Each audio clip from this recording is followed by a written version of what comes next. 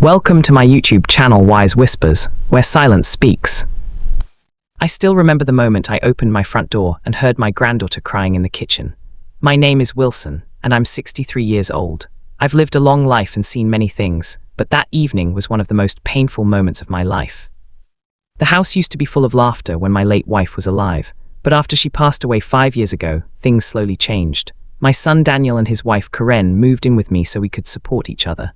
At first, I thought it was a good idea. I loved having my family close. But over time, something didn't feel right. That evening, as I stepped inside the house, I heard Karen shouting from the kitchen. "Clean the kitchen right now, you're so lazy." Her voice was sharp and angry, then I heard a small voice trembling.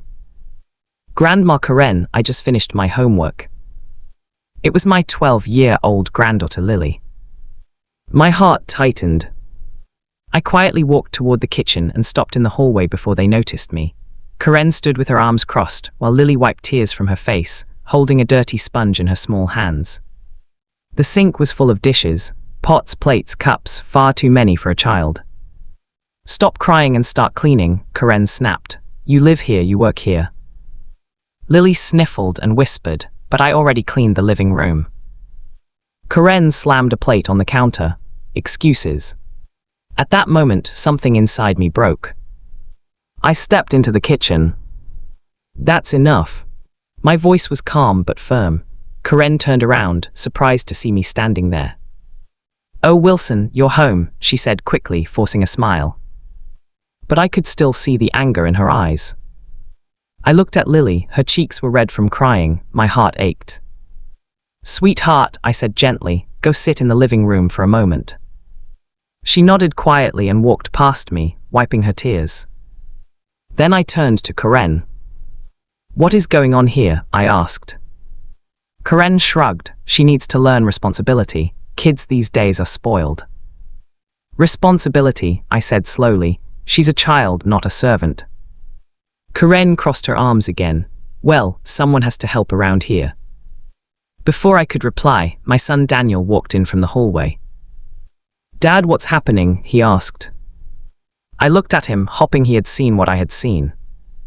"Your daughter is being treated like she works in a restaurant," I said quietly. Daniel looked uncomfortable. Karen just asked her to clean a little. "A little," I pointed to the mountain of dishes. Daniel stayed silent. That silence hurt me more than anything. I took a deep breath. "Daniel," I said, "do you remember when you were Lily's age?" He looked confused. "What do you mean?"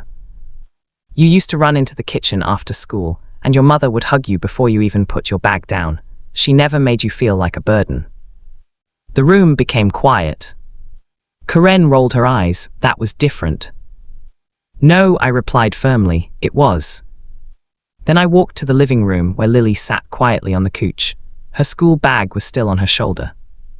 "Lily," I said softly, "have you eaten dinner?" She shook her head. "No." My chest tightened again. I went back to the kitchen, opened the fridge, and started making a simple sandwich for her. Karen scoffed, "You're spoiling her." I turned around and looked directly at her. "No," I said, "I'm taking care of my granddaughter." Daniel finally spoke. "Karen, maybe Dad is right. Lily shouldn't be doing all the housework." Karen's face turned red. "Oh really, so now I'm the villain?" "No one said that," Daniel replied carefully. But I could see the truth finally reaching him. I walked back to the living room and handed Lily the sandwich. She looked at me with watery eyes. "Thank you, Grandpa." I smiled gently. "You're welcome, sweetheart." She took a bite and whispered. I tried to clean everything so Karen wouldn't be mad. Those words felt like a knife in my heart. A child should never live in fear inside her own home. Later that evening, I called Daniel into my study. We sat across from each other in silence for a moment. "Son," I said, "this house belongs to me, but more importantly, this family belongs to all of us." He nodded slowly. "I didn't realize things were getting this bad," he admitted.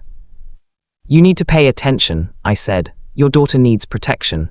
and sometimes that protection has to come from her father. Daniel looked ashamed. "You're right, Dad." The next morning, things were different. Daniel woke Lily up with a smile and made breakfast for her before school. Karen was quieter too, she didn't yell. Maybe she realized someone was finally paying attention. As for me, I sat at the kitchen table watching Lily laugh while eating pancakes. For the first time in a long time, the house felt warm again. And I made a promise to myself that day. No matter my age, no matter how uncomfortable it might be, I would always stand up when someone in my family was treated unfairly. Because sometimes silence can hurt more than shouting. And a child's tears should never be ignored. Moral of the story: respect and kindness should always come first in a family, and when someone is being treated unfairly, the bravest thing you can do is speak up, even if it's against your own family.